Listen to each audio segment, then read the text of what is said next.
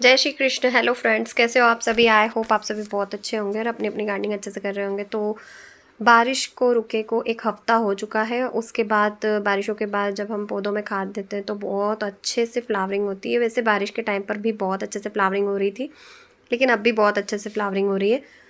और आज हम बात करेंगे हार सिंगार के प्लांट के ऊपर, क्योंकि हार सिंगार के ऊपर अभी तक मेरे भी फूल नहीं आए हैं और जो मैं करने वाली हूँ वो आप ही कीजिएगा काम। और इसकी कटिंग कैसे लगानी है खास तो वही बताऊँगी। बाकी फूलों के लिए तो मैं एक औरली आपको टिप्स बता दूँगी ताकि आप उनको फॉलो कर सकें। वीडियो को पूरा देखिएगा बिना स्किप किए। आपसे छोटी सी रिक्वेस्ट है कि अगर आप मेरे चैनल पर न्यू हैं तो प्लीज़ प्लीज़ प्लीज़ सब्सक्राइब कीजिए, बेल आइकन ऑल पर प्रेस करना मत भूलिएगा। फ्रेंड्स, सब्सक्राइब कर लीजिए, क्योंकि बहुत सारे जो मेरे फ्रेंड्स हैं, आप लोग हैं, वीडियो देखते हैं लेकिन सब्सक्राइब नहीं करते। अगर आप इंटरेस्टेड हैं गार्डनिंग के वीडियोस देखने में तो प्लीज़ सब्सक्राइब कर लीजिए, ताकि मेरी वीडियो की जो नोटिफिकेशन है वो आप तक डायरेक्टली पहुंच पाएगी और आप मेरे वीडियो को सबसे पहले देख पाएंगे।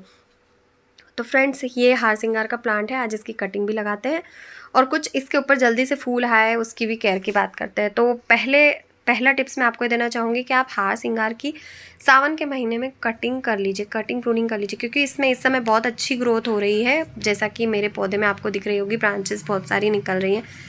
तो मुझे इसे ज़्यादा लंबी हाइट तक नहीं रखना है, तो मैं इसको कट करने वाली हूँ। और जब मैं कट कर रही हूँ तो मैं आपको इसकी कटिंग भी लगा करके दिखाऊंगी।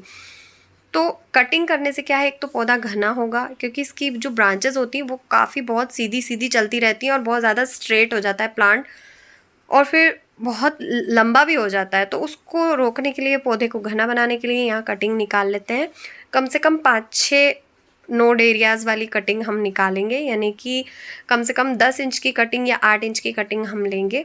इसकी तो जो कटिंग होती है आपको थोड़ी लंबी ही लेनी है, एकदम ज़्यादा छोटी कटिंग या सॉफ्ट ब्रांच वाली कटिंग मत लीजिएगा। सॉफ्ट ब्रांच वाली को तो हम ऐसे ही पिंच कर देंगे। पिंच यानी कि 1-2 पत्ते ऊपर से, जो मुंह तोड़ना बोलते हैं, जो डिप्स होती हैं वहाँ से जो है हम हल्की हल्की पिंचिंग कर देंगे, तो उससे ब्रांचेस और बढ़ेंगी और जब फ्लावरिंग होगी तो पौधा पूरा घना बहुत सुंदर लगेगा। तो इस समय आपको कटिंग प्रूनिंग करनी है और उसमें फिर आप जो कंपोस्ट इस्तेमाल करते हैं, kitchen compost, vermi compost, cow dung compost, वो फॉस्फेट और फास्फोरस युक्त खाद के साथ दे दीजिए। जैसे ऑर्गेनिक है तो केले के छिलके का पाउडर है, या उसका जो अगर आपने लिक्विड पानी बनाया है तो वो दे दीजिए। लेकिन अगर आप ऑर्गेनिक में एक ऑप्शन और है जो मैं यूज़ करती हूँ, वो होता है रॉक फॉस्फेट। तो फॉस्फेट और फॉस्फोरस दोनों चीज़ें होती है उसमें। और यहाँ पर कटिंग लगाने के लिए मैंने एक पॉट लिया है, क्योंकि मैं चाहती हूँ डायरेक्ट मैं पॉट में ही लगाऊँ, क्योंकि पॉली बैग में मैं कभी कभी लगाती हूँ तो उसमें कभी पानी सूख जाता है, मुझे ध्यान नहीं रहता, क्योंकि बहुत सारे प्लांट होते हैं, कभी कभी ध्यान नहीं जाता है तो सूख जाता है। इसमें काफ़ी समय तक पानी नहीं सूखेगा, तो मुझे जब तक याद आएगा तब तक होप सो इसमें पानी नहीं सूखेगा। वैसे तो नहीं भूलूंगी, मैं कोशिश करूँगी। अब नीचे से हमें यहाँ पर कटिंग जो हमने काटी थी उनके पत्ते हटा देने हैं। फ्रेंड्स, मैंने आपको बताया रॉक फॉस्फेट ऑर्गेनिक और बनाना पील फर्टिलाइज़र या अनियन पील फर्टिलाइज़र, ये चीज़ें बहुत स्ट्रॉन्ग होती है, ऑर्गेनिकली बहुत अच्छे से वर्क करती हैं। अगर आप किचन गार्डनिंग भी कर रहे हैं तो फूल और फल पाने के लिए ये चीज़ें बहुत अच्छी होती है। अगला है आलू। आलू के छिलकों का भी बहुत अच्छे से उपयोग कर सकते हैं। जो आप आलू छिलते हैं उनको भी पानी में डुबो के रखिए ओवरनाइट।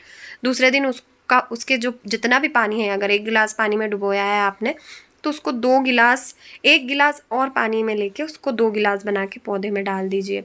यहाँ पर अब जो मैंने खाद युक्त मिट्टी ऑलरेडी बना के रखी थी, लेकिन बारिश में क्या होता है ना, पॉट गीले हो जाते हैं, तो यहाँ पर जो फंगीसाइड है उसमें मैं कटिंग को डिप करूँगी और लगा दूँगी। ऐसे ही लगाते हैं कटिंग।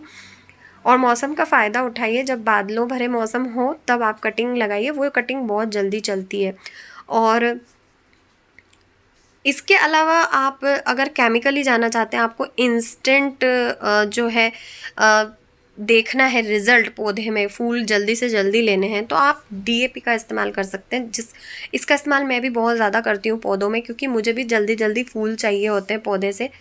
और पौधे को रेस्ट देने के लिए, पौधे का जो रेस्ट पीरियड होता है, जैसे बहुत से पौधे सर्दियों में, बहुत से पौधे गर्मियों में डोरमेंसी में जाते हैं, तो इन दोनों में से किसी भी एक टाइम फिर मैं छोड़ देती हूँ, उसमें डीएपी नहीं डालती हूँ। एक बार डाल के छोड़ देती हूँ ताकि उसकी रूट्स बनी रहे, वो पौधा मरे ना। तो खैर ये बात की बात है। आप हार सिंगार में फ़िलहाल डीएपी डाल सकते हैं, उससे बहुत अच्छे से फ्लावरिंग होती है और डीएपी सबसे मेरे लिए तो बेस्ट ऑप्शन होता है। अब इसको मैंने जो है यहाँ रख दिया है। शेड एरिया में ही आपको रखना है, इसे धूप में बिल्कुल नहीं रखना है। इसके ऊपर धूप कम से कम अगले 10 दिनों तक नहीं ज़्यादा आनी चाहिए। हाँ, ब्राइट लाइट आती रहेगी और हवा का आवागमन होता रहेगा, ऐसी जगह पे आपको प्लेस करके रखना है। आई होप सो आपको समझ में आया होगा कि आपको फ्लावरिंग कैसे लेनी है और किस तरीके से कटिंग लगानी है। आई होप आज का ये वीडियो आपको पसंद आया होगा। पसंद आया तो वीडियो को लाइक कीजिए, शेयर कीजिए, चैनल पे न्यू है तो सब्सक्राइब ज़रूर कीजिए, बेल आइकन ऑल पे प्रेस करना मत भूलिएगा, जिससे आने वाली वीडियो की नोटिफिकेशन आप तक डायरेक्टली पहुंच सके और आप मेरी वीडियो को सबसे पहले देख पाएँ। आप मुझे इंस्टाग्राम पर फॉलो कर सकते हैं, वहाँ से प्लांट खरीद सकते हैं, पशुपतिनाथ प्लांट नर्सरी। मिलते हैं नेक्स्ट वीडियो में फिर किसी नई जानकारी के साथ। तब तक के लिए बाय, टेक केयर, जय श्री कृष्ण।